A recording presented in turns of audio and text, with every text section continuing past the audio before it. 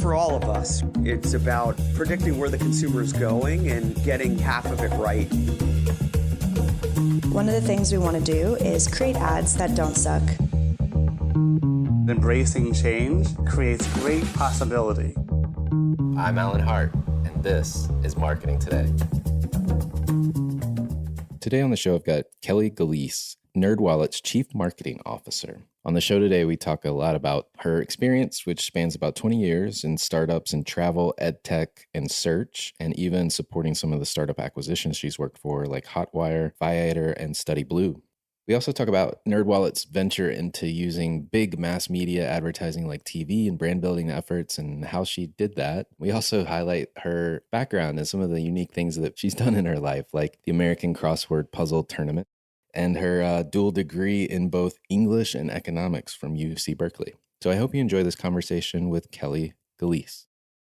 Well, Kelly, welcome to the show. Thank you. My pleasure to be here. Now, an interesting fact I learned about you is that you were a top 20 winner in the American Crossword Puzzle Tournament. So one, congrats. And two, when did you get started with crossword puzzles? Yeah, I've competed in the American Crossword Puzzle Tournament a few times before my son was born because you have to go to in person to do it on the East Coast. And I was ranked in the top 20-ish in the Western division. And then I think I ended up in my best placing and the top, I think 15% overall, something like that, of the tournament. And I do the New York Times crossword puzzle every day, sometimes other puzzles too. I've always loved puzzles ever since I was young.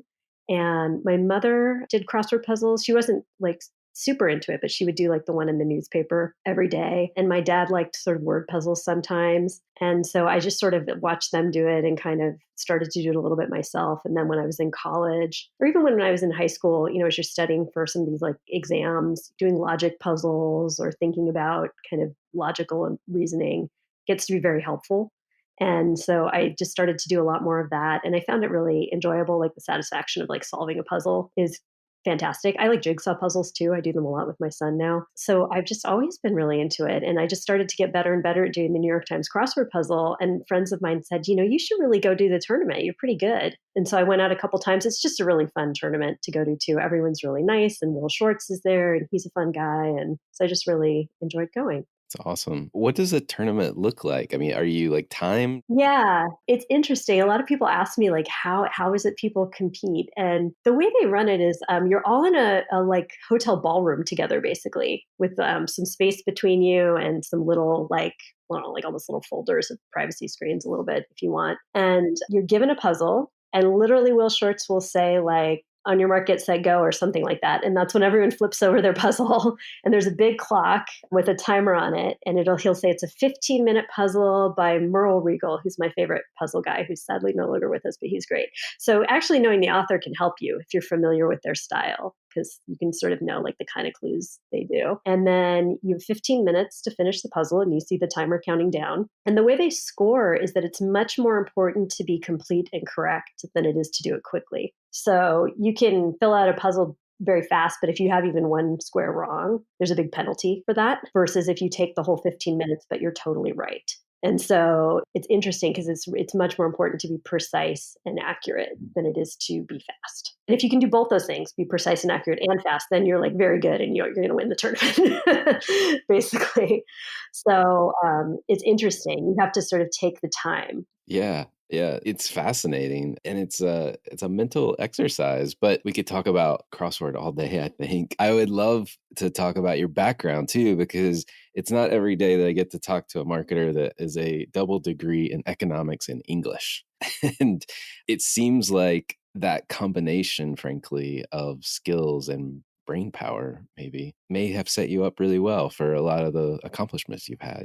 I know you've had a number of exits or companies that have exited, like Hotwire being purchased by IAC and a couple others. Do you feel like your education and success has been related in any way? Yeah, it's interesting. I do. When I started in digital marketing, I found it really was a natural fit for me. I kind of fell into it accidentally. But when I did, I was like, oh, this brings together the quantitative, analytical, economist, modeling side of me, and also a little bit of like the puzzling, logical side of me with my experience in creative thinking and writing and the more English side of me that appreciates art and literature and likes a good turn of phrase. like those two things came together in a really nice way. And I was originally, my first job out of college was as an economist for the Department of Labor here in San Francisco. And a lot of my friends from Berkeley, people who'd been majoring in computer science and things like that, were doing these awesome, crazy jobs in 1999 for internet companies, which were brand new. And, this was when like Google just started and Yahoo and Ask Jeeves. And a lot of these companies were hiring like crazy. And anyone who was smart and had a decent education could probably join a team there. And these friends of mine all seemed to be having way more fun than me as an economist at the Department of Labor. And I thought, maybe I'll go try this. And I started talking to my dad about it. He said, you know what, you're young. If it doesn't work out, you can go back to the Department of Labor. And I was like, this is a good point. So I ended up falling into internet companies kind of early on and really enjoying the fast-paced atmosphere, enjoying the like quick iteration and risk-taking, and the satisfaction of kind of getting to use what I felt was like all of my education and like all of the experience I had, as opposed to just maybe parts of it in my economist role. So I was really excited about all of that. And I ended up starting off very performance marketing oriented and expanded over time into digital, other kinds of marketing digitally, into brand, into email, and just sort of like got more cross-discipline function as I worked at growing marketing teams and sort of doing things myself before I hired people to do them. So I did feel like having that kind of disciplined approach helped me to learn like a lot and to be able to handle a lot of different kinds of marketing because I could think quantitatively and qualitatively kind of at the same time. Got it. Well, you have worked in a number of kind of internet companies or related digital marketing companies, I would say, at their core. And I'm curious, when you're approaching or coming to the job at NerdWallet in 2018, what was the challenge you were met with, or what was your task, if you will, coming into that new role? Yeah. When I joined NerdWallet, often, when I've been brought into an internet company in like a marketing leadership role, or even like a different role, it's usually because one of two things is true. There's nobody there doing anything. So it's very new company or very small company. And they're really looking to now invest and expand marketing. And so you're spinning up and growing a team over time. And that was certainly the case with Viator when I was brought into there, and at Study Blue also before they were acquired by Chegg. Or I'm brought in because things are a mess. and they really need to be sorted out. And maybe the right talent's not focused on the right things, or that people aren't getting the results they want, or there's just like a void. And I thought, as I was talking to folks at NerdWallet, I thought, well, so which are they? Is it nothing or a mess? Kind of when I came in, and it wasn't. I could rapidly tell it wasn't nothing. Like there was a team of some size there. I think it was around like 25 people or something.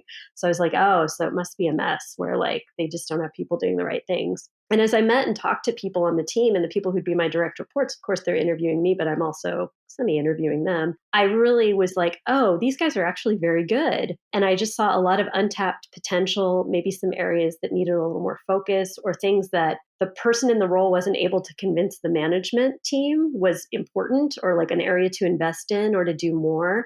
But there was really a lot of potential for that team to do more. And I could come in and be that catalyst. And so I think there was just a lot of potential areas around CRM, around growing the brand that hadn't really been explored yet, but there were good leaders in place to do those things. And they just needed to get more help kind of navigating within the company to be successful and to be able to sort of build the case for why prioritize this, why put in the investment. And I think the overall big industry challenge that NerdWallet and other fintech companies have is to help people really understand and manage their finances. There's a lot of lack of trust in personal finance companies. And to really help people understand and build that trust, we really put that at the goal of all our decision making. We always consider the customer holistically so we can figure out what does and doesn't resonate with them. What do they really need? How can we be very unbiased in helping them make a good financial decision? And that has really helped us to earn customer trust over time and to make better, more personalized financial recommendations. And so that's really what we're always focused on, is how do we provide the best financial advice? And that's the big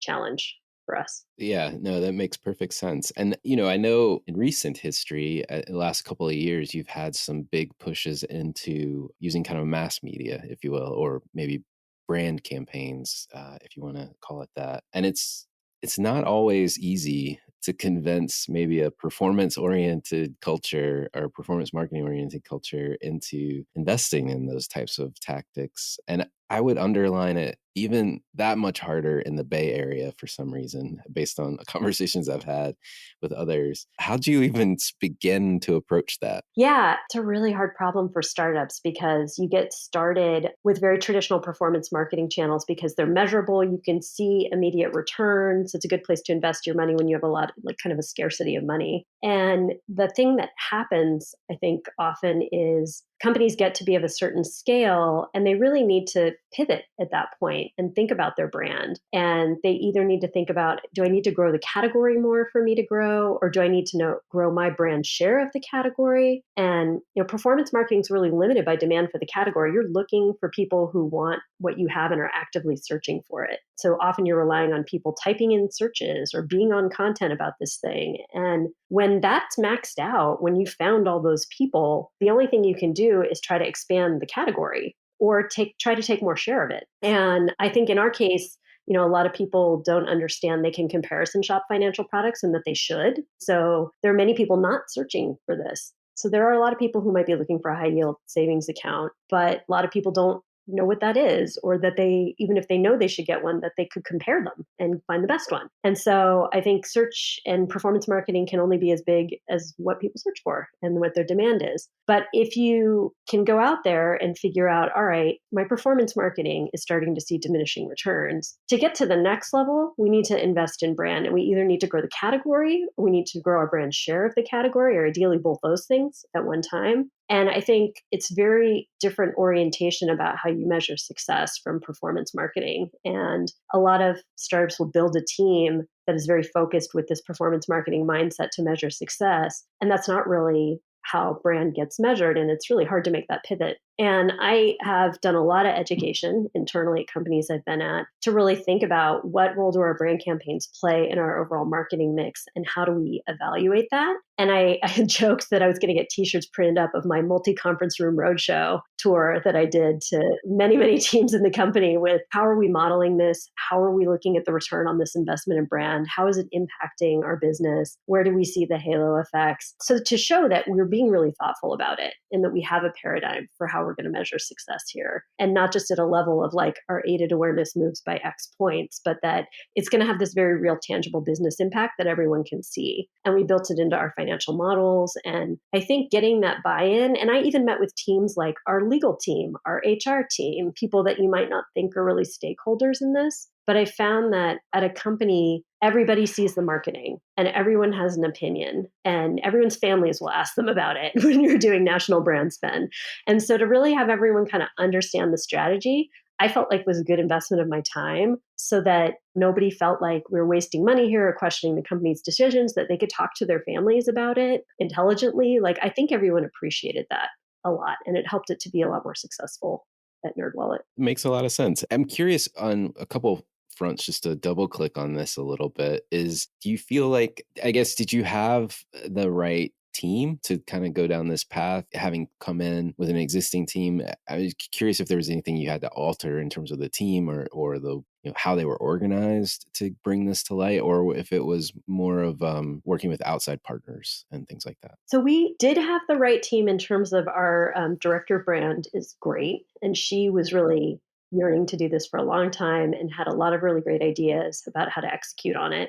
So I think from that perspective, we had the right person in place to kind of lead the charge on this. I think their team was pretty small at the time I'd come because we weren't really doing a lot of marketing in this area at scale. So we ended up adding a lot more people to that team in order to be able to execute on this well and to be able to give her focus on it too. And so I think that was important to do. In general, we brought more of the team of people working on audience acquisition together under the marketing umbrella. And we've had NerdWallet's DNA is really around SEO and traffic acquisition. And that had been something that the company was kind of founded on. It's still very large for us and important. We think about really defending the moat in that area. And that team had, sat in different parts of the org. And we really felt like, let's bring together everyone in marketing who works on audience acquisition and thinking about how do we do that together in all of our various areas and where is there synergy. And so that team that had previously been separate started to talk a lot more to the brand team and actually work on, okay, so when you do this kind of marketing, I see this kind of lift. And so we could start to understand better these dynamics of our business by bringing everyone together under one team and sort of having more collaboration and discussion and observation of what the effects are and working with our analytics team to understand that. So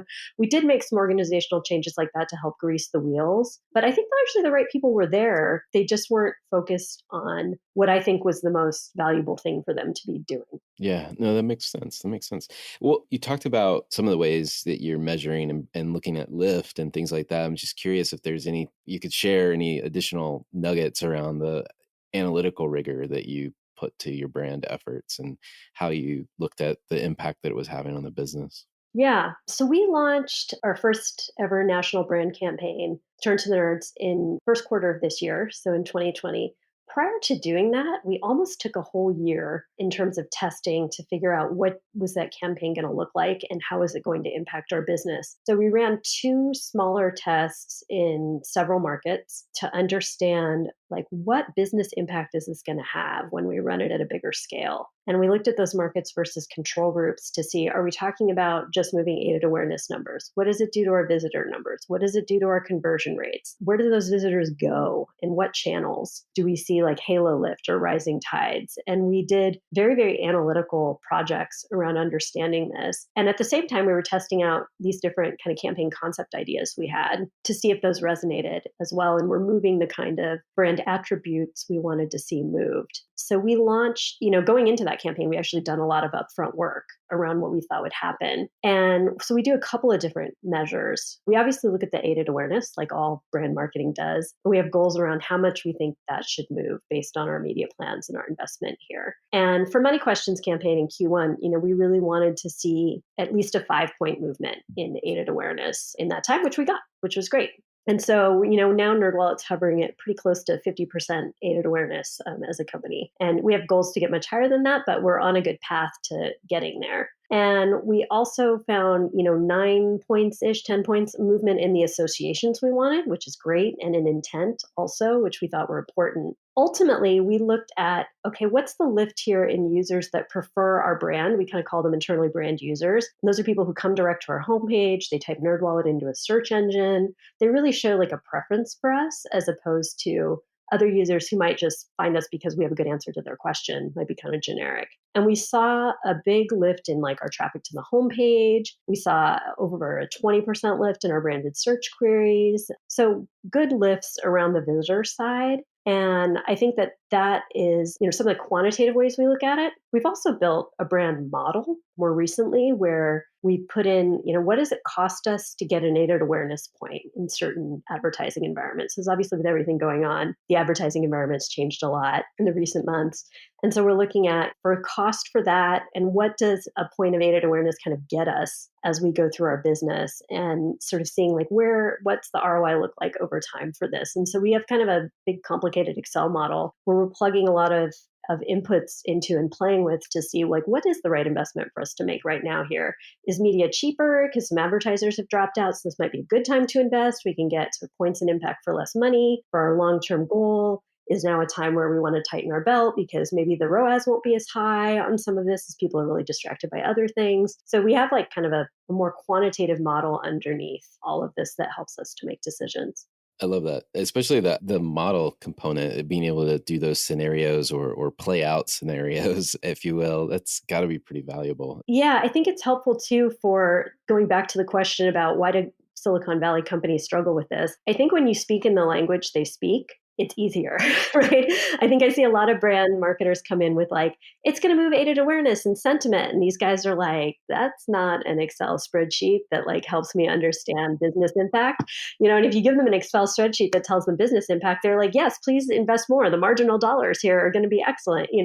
Then you're talking the same language. So I think part of it is just being able to bridge that gap in communication can really help people see the value of what brand can bring to their business. Kelly, you just highlighted a number of significant movements that you saw across all your measures for money questions. How did the earlier campaign Turn to the Nerds perform in 2018 or post 2018, I guess? Yeah.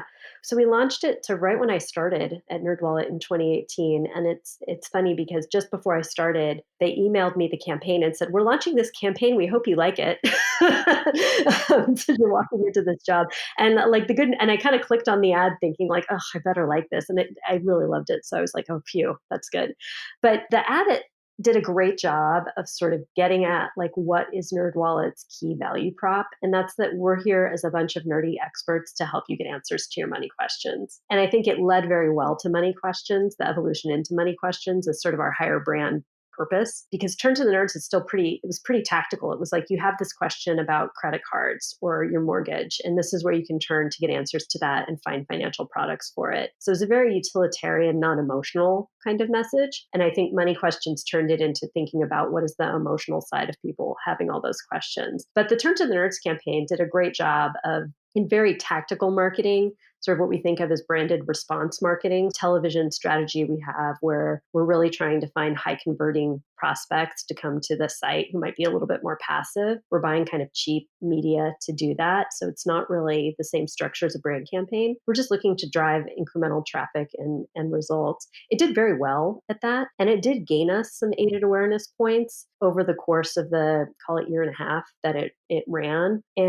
But much more slowly than a brand campaign does, because that's not its purpose. And it's not trying to build those emotional connections. And it's not targeting people in the same high investment way that a brand campaign is. So I think like for the whole span of the campaign, I think NerdWallet moved something like 10 to 12 aided awareness points over the course of that year and a half. And as I said, with money questions, we did over 5 points in just a quarter. So it's just something where we think, the investment in brand can help us grow faster in terms of the objective of really making NerdWallet a brand that's ubiquitous in the personal finance space and a brand of choice. Whereas Turn to the Nerds served a great purpose at driving qualified leads and visitors to our site, but isn't really helping us very quickly in the other objective we have for our brand.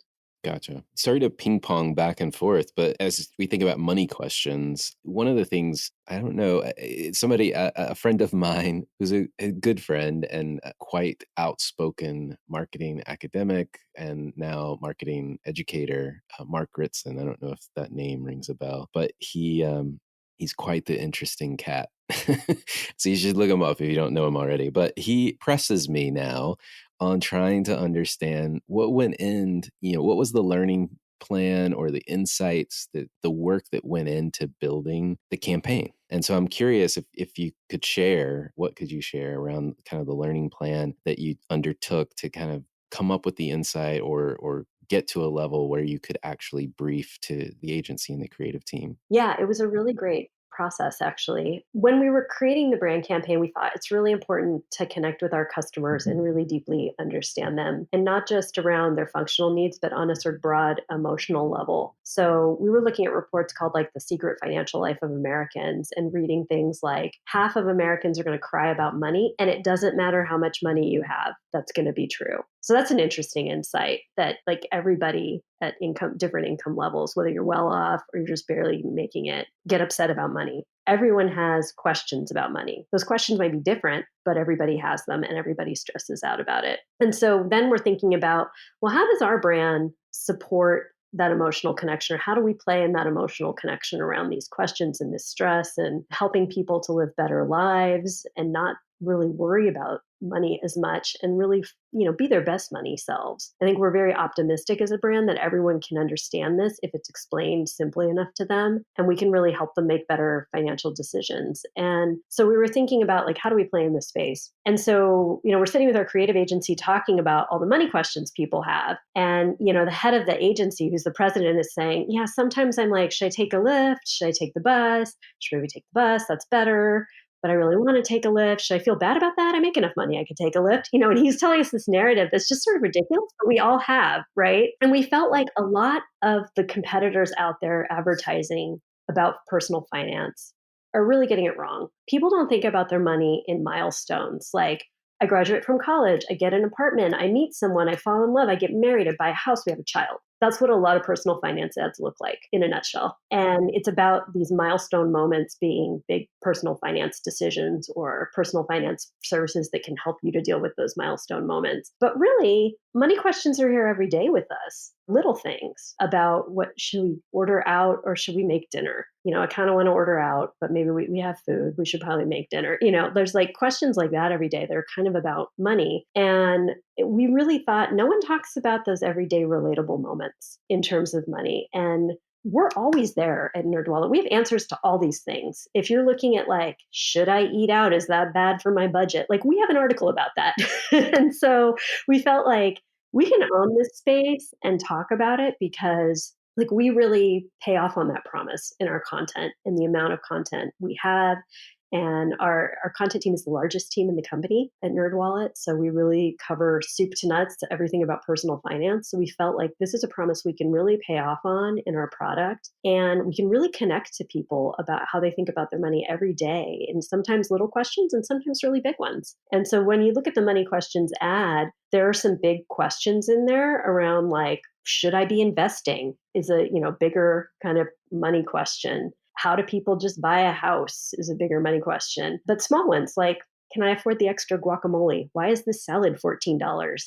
Those are the things that we like think about all the time. And so we felt like, making an ad that shows the sweep of that and really relates to people that like we see you and we see what your questions are and we're here to answer them for you. It's really a place we thought is a white space we could connect to folks in. And so we ended up going with that concept and creating the ad and testing it out in markets. And we found people just really related to the ad. That's awesome. I'm curious if it sounded like you started with kind of secondary research, if you will, like what were the common pain points, reading a lot of material, looking at prior work that had been done. Did you also like interview any of your customers or use any focus groups or anything like that? I was just curious if there was some research along the way. Yeah. We have a market research team that's gone out and talked to our target audience to sort of understand like how do they think about us as a company? What other services do they use? What are their pain points like? What are they thinking about? What are their money questions? We also talked a lot to our content team about the money questions they saw asked the most in our forums and things that our customers had brought to them. Our user ops team for the questions people were asking them about their money. So we really looked at like a lot of different places where we could source questions to understand what was on consumers' minds and a lot of competitive research, as I mentioned, around like what are our competitors saying and what do we think is right about that and wrong about that we could then iterate off of as well to be kind of differentiating in terms of what are we addressing. That's perfect. That's perfect. I appreciate you adding that because, like I said, I called Mark out earlier. He loves to know kind of what the learning plan, what the research plan was. And I think it illustrates kind of what goes into making the work, right? Because we all see the work and it's hard to know, well, how did they get there? And I love the notion of pivoting off of what has historically been done by the competitors and then kind of that life stage milestone stuff to getting to everyday little behaviors that can add up and make a big impact on your financial future. So that's cool. That's very cool. Well, we are both sitting in our respective homes because we're going through a global pandemic at the moment. And I don't want to make light of it, but for those that are working at home, and this is late in the day for me on the East Coast, you get a little punchy by this time. I mean, you know what? You got to stay sane. So the only thing you can do is just sort of be like, I've lost track of what day of shelter in place this is and laugh about it. I feel like we've already entered 2021 at this point. But I would love to know, like, having known that we are in this, it's kind of unique period, have you had to make adjustments and how are you making adjustments to what you're doing? So, I mean, COVID-19 is so unfortunate for people's financial lives, as you can imagine. I mean, we have huge unemployment rates. A lot of people are not able to work like we are. We're very lucky that we have jobs where we can sit in our house and do them for the most part. And I was telling people at NerdWallet, guys, this is our bat signal in a lot of ways. If you think about Batman and getting the bat signal that, you really got to step up and come to the rescue. Google shared a chart with us around searches for financial help have spiked up like 203% since COVID-19. And that is like a bat signal for NerdWallet. People need a lot of financial help right now. And we want to be there to help them during this time in any way we can. So we created a COVID-19 hub of content that's all free. You just come to NerdWallet. It's right on the homepage. We put a button up to reach it. And it's got up to the minute updated content around all the legislation being passed for relief, what that means for people as individuals. We've updated all of our past articles. We've had people on our content team who have read start to finish the CARES Act and interpreted what does that really mean for people and their finances. So we've really leaned into being a trusted place to go for information that really helps to simplify and boil down like what is important for you to know and what actions can you take. And I think we really want to be there during this time. And we've been sending emails from our CRM team with like up-to-date information for people who are in our member database. We've been having our experts and spokespeople out on many different media shows to give advice and to answer questions. So there's been a lot of things we've been doing. We even changed our money questions campaign. So we're running a national brand campaign in Q2 as well. But we felt like the questions now weren't the most relevant questions. So we actually re-edited money questions to reflect some of the things that are now more prominently on people's minds so that it would just be more resonant and seem more helpful to folks around, where they're going to concentrate right now. And, so many people are looking for financial guidance. We felt it was really important people know we can be a resource for them in good times and in bad times. So we really are encouraging everyone at the company and through our marketing to figure out what can we do to make this better and what can we do to be more helpful and to be there. And, like I said before, our brand is optimistic and we always want to show people you can get out of this. Like there is a way to improve your situation and there is a way for you to get the information you need to make good decisions right now. Our podcast has done I think 4 parts on how to prioritize your bills, what some of the CARES Act stuff means for you. So, if you're in a time of distress, we can really help you to make good long-term decisions to help your finances. And we're just really leaning into that right now. I love it. I love it. And that so many people are going to need that help and that advice that you're putting in place. So I'm glad you're out there doing it. Thank you for that.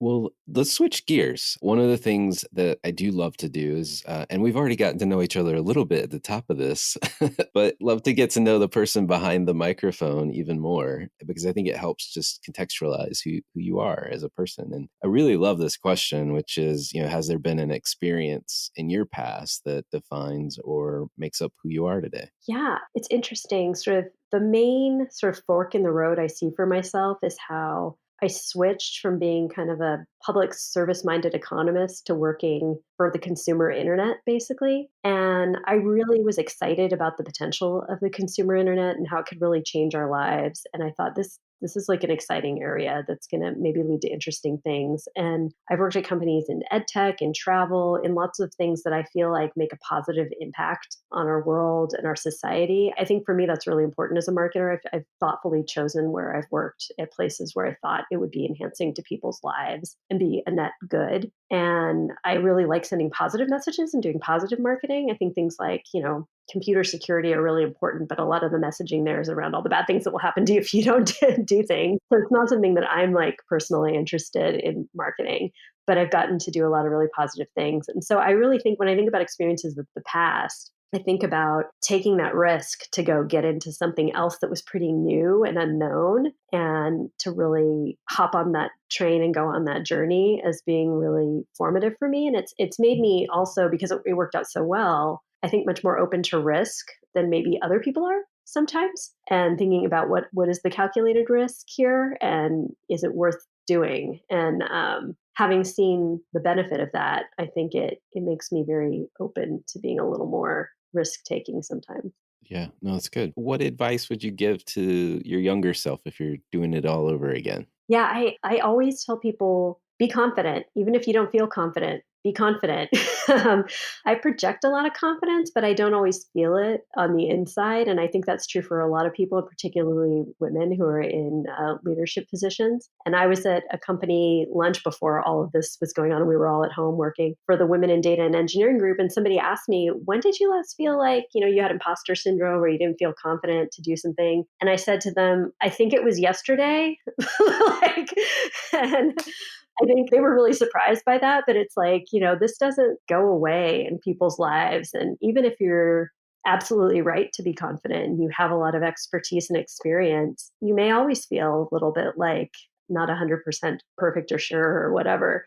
And so you have to kind of get comfortable with that and be able to project confidence about what you're doing nonetheless. And so I think that's an important one I would have told myself earlier on. I'm also a natural worrier. So the other piece of advice I would have given myself is just worry less. And I think I'm always like making the worst case scenario on the worst case scenario and backup plans on backup plans. And I think I wasted more energy than I should have kind of worrying about things, and I could focus on something better. So I think I do a better job of that now. And the last thing that I also kind of tell people on my team as I'm coaching them is I always try to have a lot of compassion and kindness for my colleagues and my partners. Everyone's coming with their challenges and their strengths and their weaknesses, and work can be very tense sometimes, but everyone is usually coming from a place of trying to do their best. And so in stressful situations, like the one we're in now, frankly, I think a lot of compassion and kindness really goes further than maybe harsh words or demands. And, I've been on calls with vendors where we're disappointed in the relationship and how things are going, or maybe they're not providing the support they need to.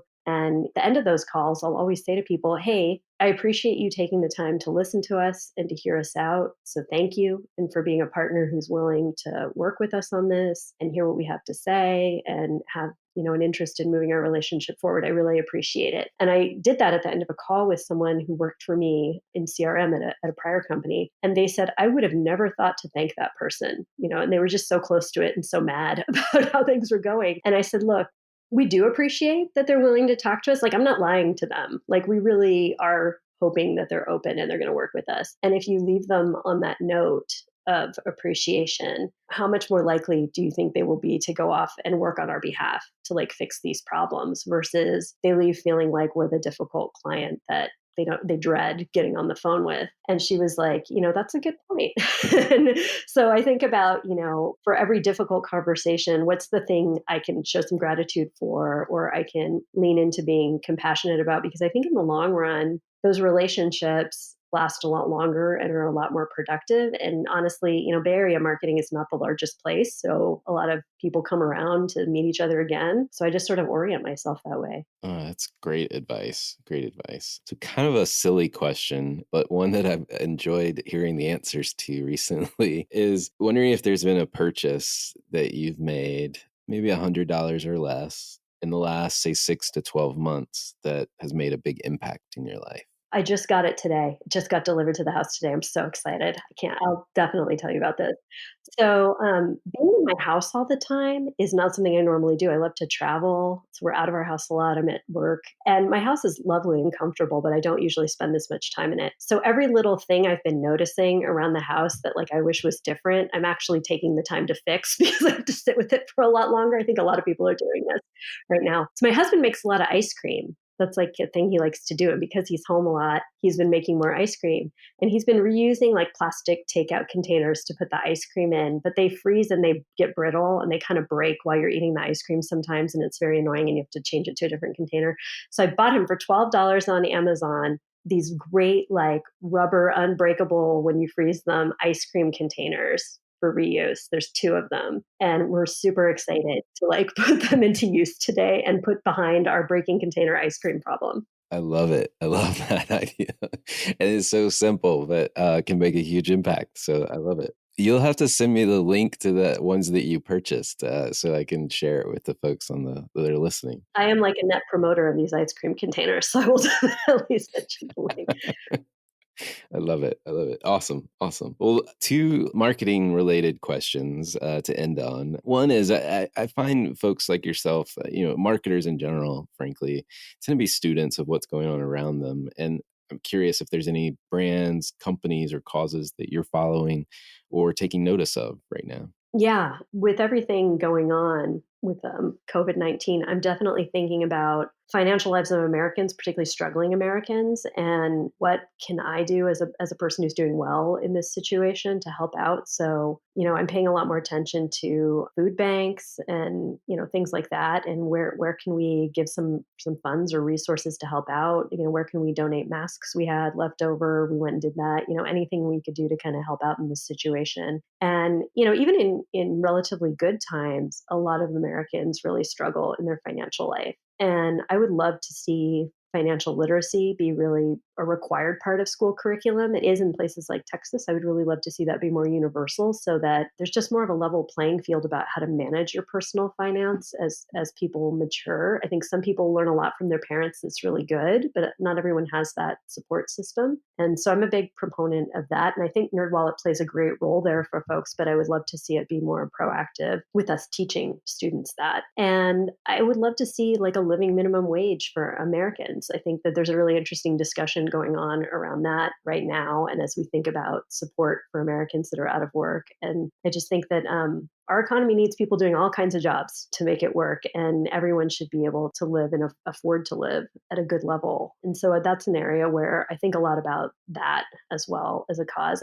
I think that makes a huge impact for people personally, and as an economist, I think it would make a huge impact for the economy on the whole. So I think a lot about those as being causes and things that I care about, and that's part of what brought me to NerdWallet was I felt like we're trying to help address some of those things that are real problems. Those are all great causes. I'm trying to do, our family is a kind of a family of foodies, and we are probably not doing the right thing for our wallets, but we're trying to support local owned restaurants. Yeah, which is great. I'm trying to do that too with any place that's doing takeout. We're like trying to a couple times Yeah, a week just exactly. get takeout from them to support the business or buy a gift certificate if they're not open, but it's a place we really like. We're trying to do that too.